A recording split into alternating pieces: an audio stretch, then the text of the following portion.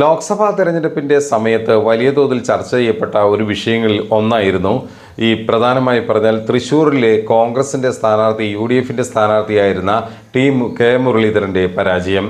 K മുരളീധരനെ മൂന്നാം സ്ഥാനത്തേക്ക് തള്ളി അവിടുത്തെ BJP സ്ഥാനാർത്ഥിയായിരുന്ന സുരേഷ് ഗോപിയെ വിജയിപ്പിച്ചെടുത്തതിന് പിന്നിൽ അഹോരാത്രം വിയർപ്പൊഴുക്കി പ്രവർത്തിച്ച കോൺഗ്രസ് നേതാക്കളെക്കുറിച്ചുള്ള വലിയ തോതിലുള്ള വിമർശനങ്ങളും എല്ലാം അന്നേ നാളുകളിൽ വലിയ തോതിൽ ചർച്ച ചെയ്യപ്പെട്ട വിഷയമാണ്.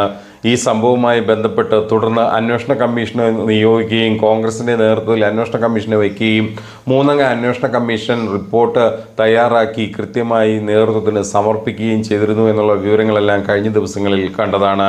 എന്നാൽ ഈ റിപ്പോർട്ടിൻ്റെ അടിസ്ഥാനത്തിൽ ചില ഉത്തരവാദിത്തപ്പെട്ട നേതാക്കന്മാർക്കെതിരെ ശക്തമായ നടപടികൾ വരുന്നു എന്നുള്ള പുതിയ അപ്ഡേഷനാണ് ഇപ്പോൾ പുറത്തു വരുന്നത്.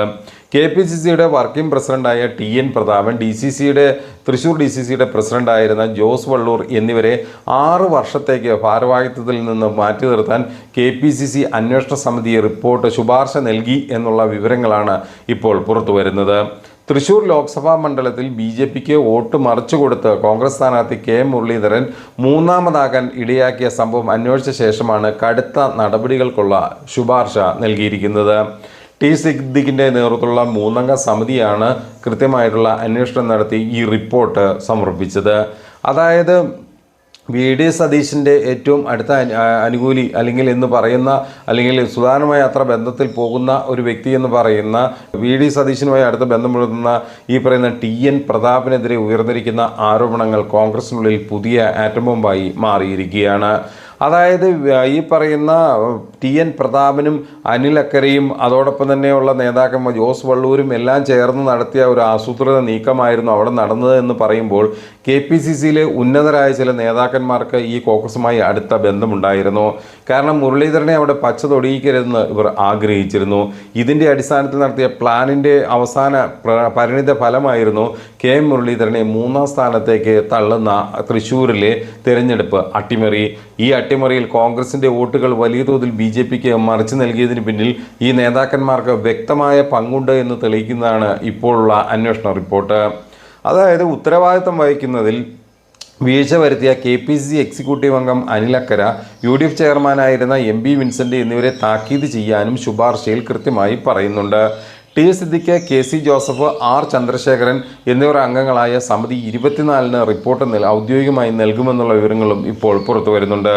DCC ഭാരവാഹികളായ TN ചന്ദ്രൻ, K Gopalakrishnan, Jaiju Sebastian, TM Rajeevan എന്നിവരെയും ഒല്ലൂർ ഗുരുവായൂർ ചേർപ്പ് ബ്ലോക്ക് പ്രസിഡന്റുമാരെയും മാറ്റി നിർത്തണമെന്നും ഈ പറയുന്ന അന്വേഷണ സമിതിയുടെ റിപ്പോർട്ടിലുണ്ട്.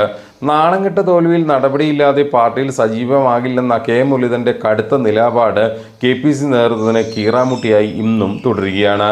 സമിതിക്ക് മുരളീധരൻ നൽകിയ പരാതിയിൽ തന്നെ തോൽപ്പിക്കാൻ ശ്രമിച്ചവരെ വ്യക്തമായി പേരെടുത്ത് അവരുടെ റോൾ എങ്ങനെയായിരുന്നു, അവരെങ്ങനെയാണ് പ്രവർത്തിച്ചത്, എന്തൊക്കെയായിരുന്നു അവരുടെ ആക്ടിവിറ്റികൾ, ഈ തെരഞ്ഞെടുപ്പ് കാലഘട്ടത്തിൽ ഇവർ ഈ മണ്ഡലത്തിൽ എങ്ങനെയാണ് അവരുടെ പ്രവർത്തന ശൈലി, ഇവരാരെയൊക്കെ ഏകോപിപ്പിച്ചു, ആരൊക്കെയായി രഹസ്യ യോഗം നടത്തി തുടങ്ങിയ എല്ലാ കാര്യങ്ങളും അക്കമിട്ട് നിരത്തിക്കൊണ്ടാണ് കെ മുരളീധരൻ ഈ പറയുന്ന റിപ്പോർട്ട് സമർപ്പിച്ച് ഈ പറയുന്ന പരാതി പറഞ്ഞിട്ടുള്ളത്.